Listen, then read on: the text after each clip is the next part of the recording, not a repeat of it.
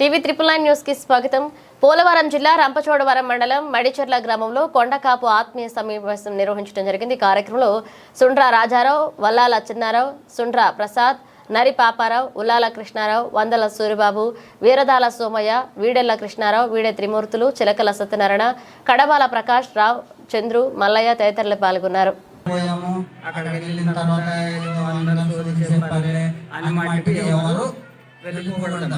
మనకి body committee అన్నది ప్రతి సెక్రటరీ గారికి బాడీ కమిటీకి అందరికీ మనం వివరాలు కనుక్కొని వెళ్తారు. కానీ దయచేసి ఇప్పుడు వరకు చెప్పిన విషయాలన్నీ అయిపోయినాము.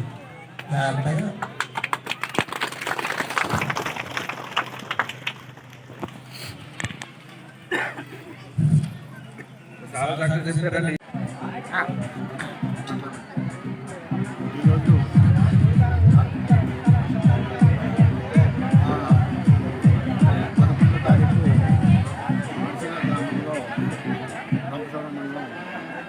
ఈ యొక్క ఊరు పంచాయతీ నుంచి కొండకాపుల సంక్షేమ సంఘం కార్యక్రమం జరుగుతున్నాం. ఎందుకంటే ఇందులో ఆ యొక్క షెడ్యూల్ తెగ గురించి అసలు ఎట్లా డెవలప్ చేయాలి, ఎలా ఏ విధంగా చేయాలి, అందరితో సమానం. నా పేరు చిలకల సత్యనారాయణ, మరి దిందుగూడెం గ్రామం. ఈరోజు మా మడిచెర్ల గ్రామంలో కొండకాపు కులస్తుల సమస్యల కోసం మేము మీటింగ్ ఏర్పాటు చేసుకోవడం జరిగింది.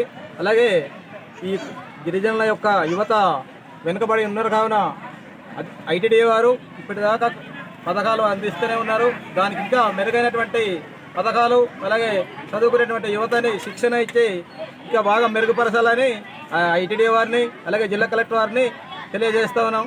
ఇంత దిందుగూడెం గ్రామం ఈరోజు గ్రామంలో జరిగినటువంటి యూత్కి మెయిన్ ఏంటి చెప్పేది ఏంటంటే, మామూలుగా చదువుకుని మనం ఇక్కడ ఖాళీగా ఉండే కన్నా ఏదో ఒక ఉపాధి పొందాలి, ఏదో ఒక ఉపాధి గవర్నమెంట్ కల్పించాలి. ఉద్యోగం కానీ ఏదో ఒక వాళ్ళ స్వయంగా బతకడానికి కోసం గవర్నమెంట్ కల్పించాలని. ఎందుకంటే 10వ క్లాస్ పాస్ అయ్యి డిగ్రీ వల్ల పాస్ అని ఉన్నారు ఖాళీగా, వాళ్ళకి ఏదో ఒక ఉపాధి కల్పించాలి. వాళ్ళు కాలంలో వాళ్ళు నిలబడేటట్లు చేయవలసిన పని మన ఐటీడీ పిఓ గారి కానీ కలెక్టర్ గారి కానీ కోరుతున్నాము. గవర్నమెంట్ దానికి అమలు జరపాలి. అందుకని నేను ఈ విధంగా, నా పేరు సామయ్య, బిడ్డల సామయ్య, నేను ప్రభుత్వ న్యాయవాదిగా చేస్తూ రిటైర్ అయిపోయాను. మడిచెర్ల గ్రామంలో కొండకాపు సంక్షేమ సంఘం మీటింగ్ ఈరోజు జరిగింది. కానీ యువకులు కూడా ఈ చదువుకొని ఈరోజు గంజాయి కూడా మోసే పరిస్థితులు ఉన్నారు. ఆ యువతులు కూడా దానికి కాకుండా ప్రభుత్వము ఆ కుర్రలకు ఉపాధి కల్పించాలనేసి ఈ ఆదివాసుల గిరిజనుల కుర్రలకు ఉపాధి కల్పించాలనేసి ఈరోజు జిల్లా కలెక్టర్ కానీ సబ్ కలెక్టర్ వారికి కానీ మేము ఈ రోజున వాళ్ళకి విజ్ఞప్తి చేస్తున్నాం. ఈ ఏజెన్సీ ప్రాంతంలో ఆదివాసీ ఈరోజు వెనకబడి ఉన్నాం. ఆదివాసుల వెనకబడి ఉన్న కొండల్లో కోనల్లో ఇక్కడ జీవనిస్తూ ఈ రోజున ఆదివాసీ ఈ కొండకాపు కానీ, కొండ కమ్మరి కానీ, కొండ కోయదొర కానీ, కొండ రెడ్డి కానీ, ఈ కులాలు వెనకబడి ఉన్నాయి. వీటికి వెనుకబడి ఉన్న కులాలకి ఈ రోజున ఆదివాసులకు ఉపాధి కల్పిస్తారనేసి నేను కోరుతున్నాను. నా పేరు వీడెల్ల కృష్ణారావు, నేను ఉపాధ్యాయుడిగా పనిచేస్తున్నాను. పోలగొండ గ్రామం, రంపచోడవరం మండలం, పోలవరం జిల్లా. అయితే ప్రస్తుతం ఉన్నటువంటి యువత మరి ఉద్యోగ అవకాశాలు కానీ ఇటువంటి లేక చదువుకొని చాలా ఇబ్బందులు పడుతున్నారు. మరి వాళ్ళకి ఉద్యోగ అవకాశాలు, తర్వాత వ్యాపారపరమైనటువంటి ఏమైనా ట్రైనింగ్స్ ప్రొఫెషనల్ ట్రైనింగ్స్ ఇప్పించేసి మరి ఆ యొక్క ఖాళీగా ఉండకుండా చెడు అలవాట్లు యువత చెడు అలవాట్ల వైపు వెళ్ళకుండా మరి వాళ్ళకి సరైన మార్గంలో నడిచేటట్లు మరి కొన్ని రకాలైనటువంటి పథకాలు కానీ, లేదంటే ఈ ట్రైనింగ్స్ కానీ ఇప్పించి వాళ్ళకి ఉపాధి వైపు తీసుకెళ్లాలని మరి మాకు అక్కడ ఐటీడీఏ రంపచోడవరం ఉంది కాబట్టి ఆ ప్రాజెక్ట్ ఆఫీసర్ కానీ, తర్వాత కలెక్టర్ గారిని కూడా మరి దాని మీద చర్యలు తీసుకోవాల్సిందిగా కోరుతున్నామండి. పేరు ఎస్ వెంకటేష్, మాది సుతుమూరు. సపోజ్గా నేను ఆదివాసీ కొండకాపు సంఘస్థుని. ఈ రోజు ఆదివాసీ కొండకాపు సంఘం తరఫున రెండవ మేము. మెయిన్గా ఎందుకోసం అంటే ఈ ఏజెన్సీలో మేమంతా ఆదివాసుల్లో అందరికన్నా అట్టడుగుగా ఉన్న తెగ ఏదంటే కొండకాపు తెగ. అంటే ఎందుకోసం కొండకాపు తెగ కోసం చెప్తున్నానంటే ఇందులో ఉన్న వాళ్ళు మాత్రమే ఎవరికి కూడా సరైన కేస్ సర్టిఫికేట్స్ కానీ ఏది కూడా లేదు. ఎందువల్ల లేదంటే మా కొండకాపులో చాలామంది ప్లేన్ ఎస్టీస్ ఉన్నారు. వాళ్ళు ఏంటంటే మా కొండకాపు అనే సర్టిఫికేట్ అనేది పట్టుకోవడం వల్ల అసలైన మెయిన్ బెనిఫిట్స్ అనేవి పొందలేకపోతున్నారు. ఎటువంటి అంటే ఫర్ సపోజ్గా ఎస్టీఐ ఉండి కూడా ఈ చదువు కోసం కూడా కేస్ సర్టిఫికేట్ కూడా లేని పరిస్థితుల్లో ఉన్నాం మేము. అంటే అటువంటి కేస్ సర్టిఫికేట్ లేకపోయినట్లయితే మినిమం కూడా ఎక్కడ కూడా ఎస్టీ హాస్టల్లో కానీ ఎక్కడ కూడా సరైన సొసైటీస్ ఏమి ఉండవు అనమాట. ఎందుకోసం ఉండవు? దీనివల్ల ఏంటంటే సరైన ఉపాధి కూడా ఉండదు, సరైన జాబ్ ఫెసిలిటీస్ కూడా ఉండవు, ప్లస్ ఏంటంటే గవర్నమెంట్ నుంచి వచ్చేటువంటి స్కీమ్స్ కూడా ఉండవు. అంటే ఈ యొక్క కొండకాపు కులస్తులు కూడా ఏజెన్సీలో ఉంటున్నారు, కానీ వీళ్ళని అసలైన ఎస్టీస్లా కూడా ఎవరు కూడా సరిగ్గా ట్రీట్ చేయట్లేదు. అలా ట్రీట్ చేయకపోవడం వల్ల ఏంటంటే వీళ్ళకి సరైనటువంటి ఇల్లులు కూడా లేవు. అంటే గవర్నమెంట్ నుంచి వచ్చేటువంటి స్కీమ్స్ అంటే సపోజ్ చాలా బెనిఫిట్స్ ఉన్నాయి గవర్నమెంట్ నుంచి వచ్చాయి, అసలు ఆ బెనిఫిట్స్ ఎవ్వరు కూడా పొందలేకపోతున్నారు. అటువంటి పొందకపోవడం కారణం ఏంటంటే వీళ్ళకు సరైనటువంటి స్కీమ్స్ పథకాలు ఇవ్వకపోవడం గవర్నమెంట్ అనమాట.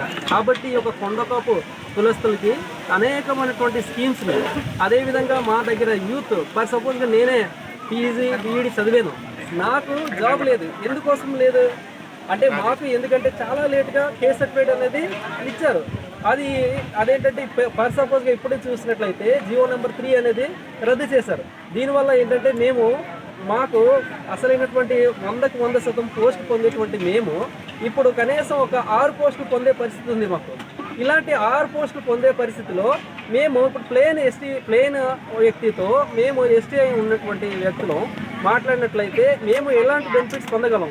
వాళ్ళకు మంచి బెనిఫిట్స్ ఉంటాయి, మాకన్నా వాళ్ళు చాలా తెలియగల వాళ్ళు. ఎందుకోసమంటే వాళ్ళు చదువుతో పాటు కోచింగ్ వెళ్ళి కూడా వాళ్ళు కోచింగ్ తీసుకుంటారు. సపోజ్గా డిగ్రీ అయిపోయిన తర్వాత ఏదో గ్రూప్ 1 గ్రూప్ 2 ఉంటుంది, ఇలాంటి వాటికి వాళ్ళు కోచింగ్ తీసుకుంటారు. సపోజ్గా మాకైతే మేము చదువుకోవడమే చాలా కష్టం.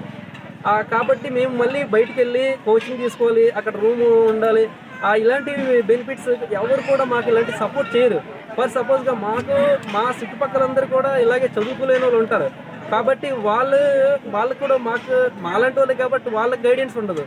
కాబట్టి మేము ఇలాగ స్వతహా ఎదిగేటట్లయితే బయట ఊర్లు వెళ్ళినట్లయితే సిటీస్కి మీరు చాలా ఎస్టీ పిల్లలు, మీరు చాలా వెనకబడి ఉన్నారు, మీరు ఇక్కడికి వచ్చి ఎలా ఉంటారు, మీరు ఓన్లీ చిన్న పనులు ఏంటి ఒక సెక్యూరిటీ గార్డు, ఒక హోటల్లో క్లీన్ చేసే జాబులు ఇలాంటివి చేస్తున్నారు. కానీ అసలైనటువంటి మెయిన్ పొజిషన్లో ఎవరు కూడా అలాంటి ఆలోచన కానీ అలాంటి తెలివితేటలు లేవని మమ్మల్ని అక్కడే ఒక డిస్క్రిమినేషన్ అనేది చూపిస్తున్నారు.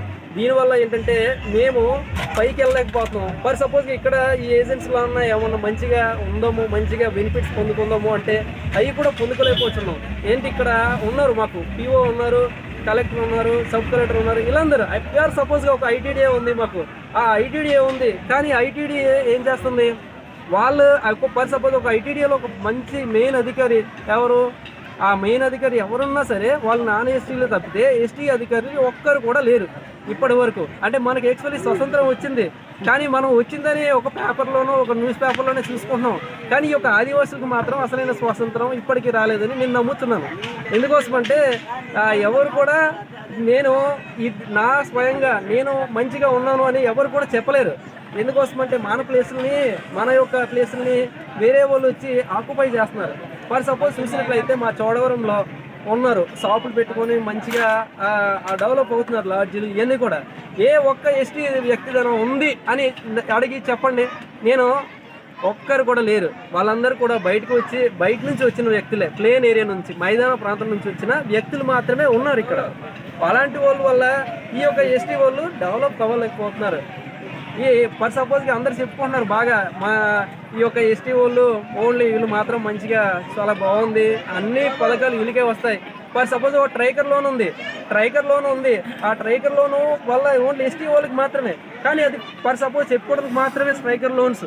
ఒక్క స్ట్రైకర్ లోన్ వల్ల ఒక వ్యక్తి కానీ ఎవరన్నా ఒక మంచి ఇండస్ట్రీ పెట్టారని చెప్పండి సార్, మా ఐటీడీఏ నుంచి ఎవ్వరు కూడా లేరు.